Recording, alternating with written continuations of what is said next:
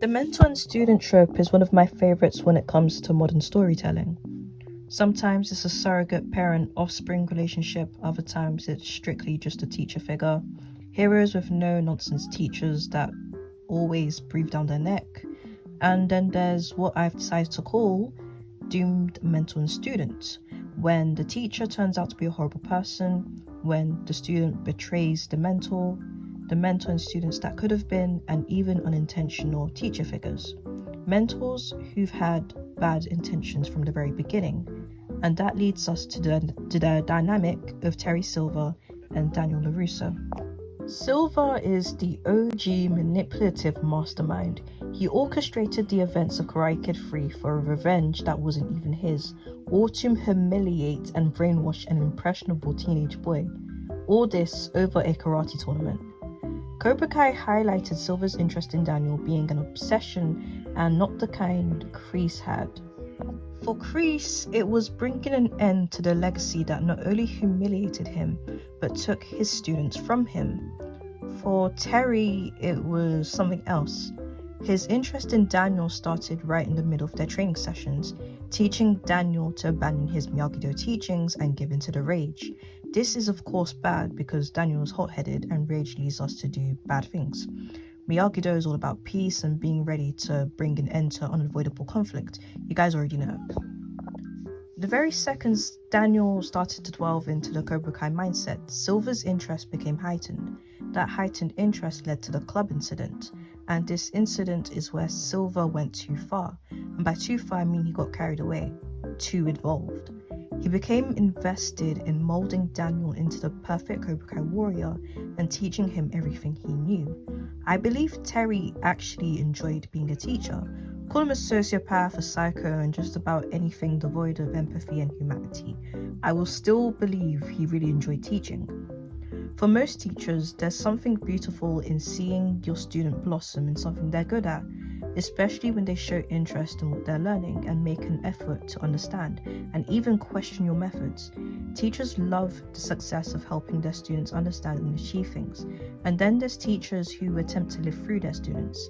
The teacher could achieve everything in life, and yet they would still impede and impose themselves onto a surrogate mini-me for the sake of competition or success, believing they know what's best for their student in the long run with little consideration to what the student wants.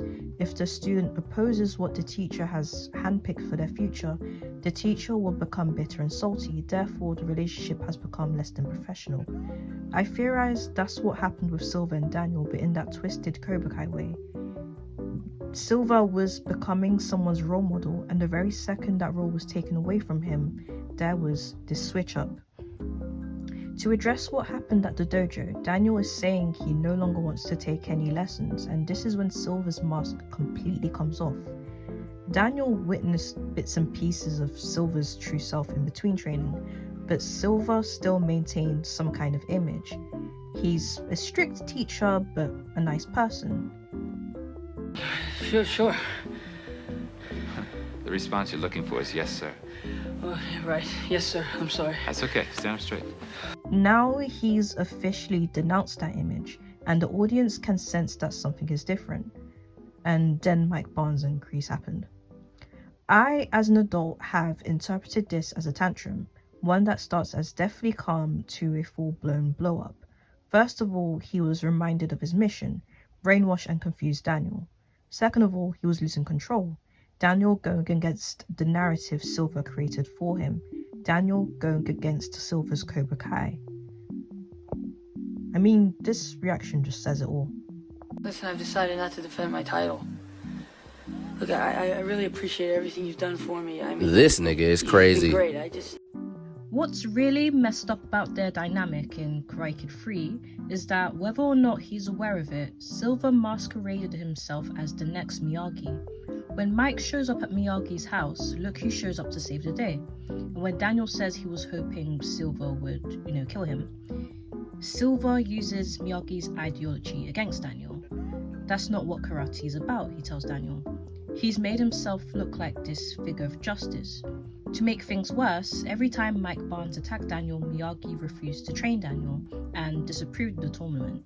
I mean, we understand why. It goes against his principles and they would kind of be letting Mike win by giving in. But in Daniel's perspective, he wants to learn new moves to defend himself, and because of like what was going on, like Mike, harassing and stealing from them, Daniel wanted to do something about it. And the only way to get him to stop was by entering the tournament, which is sad. But either way, Miyagi refused each time.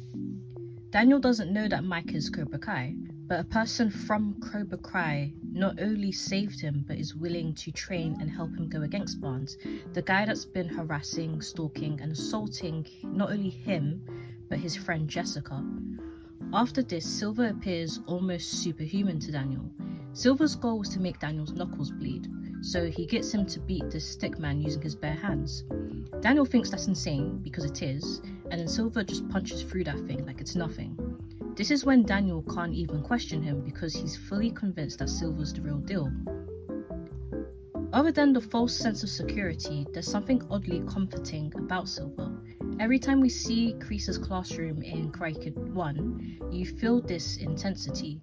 Even without the students and Kreese himself screaming, the dojo itself is still loud because of how bright it is. Silver is intense as well, if not more, but he's encouraging. He's softer, which is where the true deception is. Now, to be fair, Daniel's the only one he's talking to. There's no need for Silver to scream. It's just something I've noticed. He's very quippy and sarcastic with how he delivers his lessons. It's kind of like a fun, easygoing teacher. So I'd imagine Daniel not being too on edge around him. It's a stark contrast to Miyagi's calm delivery and Kreese's loud, ruthless energy. For extra context, Mike wasn't Cobra Kai until Silver and Kreese came into the picture, which explains why he knows moves that Daniel is unfamiliar with. What's special about Barnes is that Daniel doesn't know him and he isn't aware that he has any ties to him. This is really just some random guy, as far as Daniel's concerned, which makes Mike all the more menacing. I don't think Silver had a student before Daniel or even after him, all up until Cobra Kai. That would make Daniel his very first student in his entire career. You could argue that it was Mike Barnes that was his first student, or that Silver was training Daniel and Mike simultaneously. And if that is the case, then the dynamic Silver had with Daniel was more personal. Daniel was strictly Silver's student, not Silver and Kreese's student like Barnes. And unlike Mike Barnes, Daniel's bond with Silver wasn't built on money, but security. Daniel looked up to Silver and even praised him. He only had good things to say about Silver and admired him. He thought Silver was this really cool guy. Silver was slowly but surely alienating Daniel from Miyagi and solidified Daniel as his student, and then all of a sudden that was being taken from him. According to my lack of research, Silver reacted the same way any old helicopter parent would. Now, a lot of you may not be convinced. In fact, you probably think he came back in Cobra Kai just to torture Daniel or something, like he came back for the love of the game. Except in the most tone-deaf way possible, he apologized to Daniel. According to whatever I came across on Tumblr, Thomas Ian Griffith said something along the lines of Silver trying to impress Daniel or get into his good graces. In Silver's mind, the apology was very genuine. Anyways, this is peculiar because Silver would torment Daniel by showing up in places Daniel would be, even going as far as to make Daniel look crazy. And yeah, Daniel was trying to foil with Silver's plans, but that corner shop scene really addresses the way Silver views Daniel. Silver told Daniel that deep down he enjoyed it. The whole letting anger take hold of you and stuff like that. Getting back at people who've wronged you, that kind of thing. He's tormenting Daniel because he was denied a second chance. The same pass that Daniel was giving Johnny, Chosen and Mike was not being given to Silver. This second chance narrative brings me to Kenny. Kenny is clearly a mirror to Daniel. A new kid in town that gets bullied and wants to learn karate so he can defend himself. Bonus if it's multiple people against one. Now Silver is older, calmer, and more importantly, is no longer on the snowy stuff, so his training methods are less erratic and more calculated.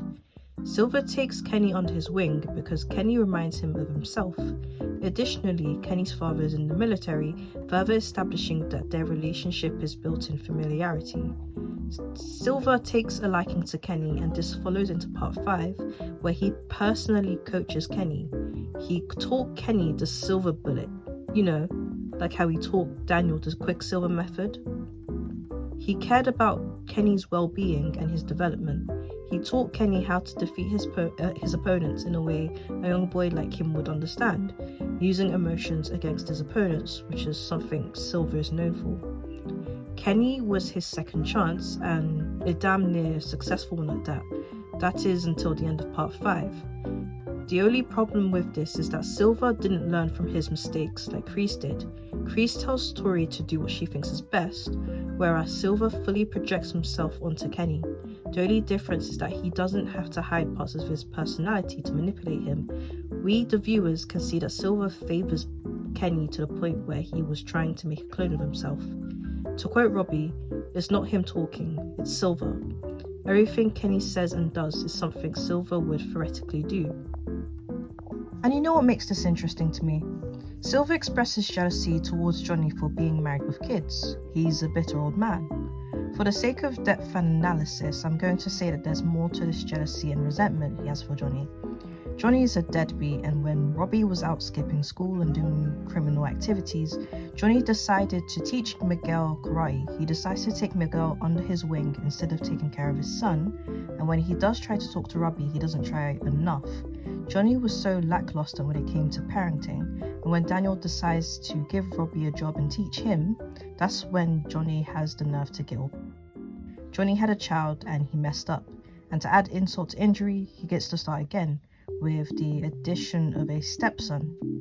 Johnny has freely infiltrated and disrupted Daniel's life and doesn't suffer the consequences for it. But when Silver invites himself into Daniel's life, he's told to get off Daniel's property, and this is right after he just apologized to Daniel. It took seasons for Johnny to admit whatever he did was wrong. Johnny refuses to get with the times and is stuck in the past, peaked in high school, rewrote history to make himself look like the victim, and is unnecessarily mean and disrespectful to anyone he comes across. Silver tried to move on. If it wasn't for Kreese, he would have been successful in leaving the past behind him. He scored a baddie, looks great in his older age. Was he pretending to be someone he wasn't? Yes, but at least he feigned peace. He's very aware of what he's done, and while he does use it against Daniel, he's at least honest about it. I feel like Silver's obsession with Daniel is like an homage to Daniel's obsession with Mr. Miyagi. Miyagi was Daniel's father figure, just as Daniel was his son figure. Silver wanted what Miyagi had, but in a narcissistic parent type of way. In order to have access to Daniel, his surrogate son, he disrupts his life. He embraces becoming the villain if it means having a relationship with Daniel, if it means being in Daniel's mind. The very second Daniel decides to put up a white flag at Stingray's house, we see once again the gears turning in Silver's head. Daniel is once again going against the narrative that Silver has set out for him, and Silver can't have that. So he angers Daniel by proclaiming he has grandparents' rights, and then Silver beats him up. Silver was doing everything in his power to keep Daniel's anger on him, because at least that way he could interact with Daniel. Their relationship from start to finish is built on karate, and if Daniel sits out of the karate war, that would mean no more access to Daniel. You know who had access to Daniel? Miyagi. The person Silver is most jealous of is Miyagi. Daniel is doing everything to keep Miyagi's legacy alive and leaves no room for Silver. Gives no credit to Silver. Like, Daniel admits he used to be Cobra Kai once, but he doesn't elaborate. Miyagi taught Daniel to break ice, Silver taught him to break wood.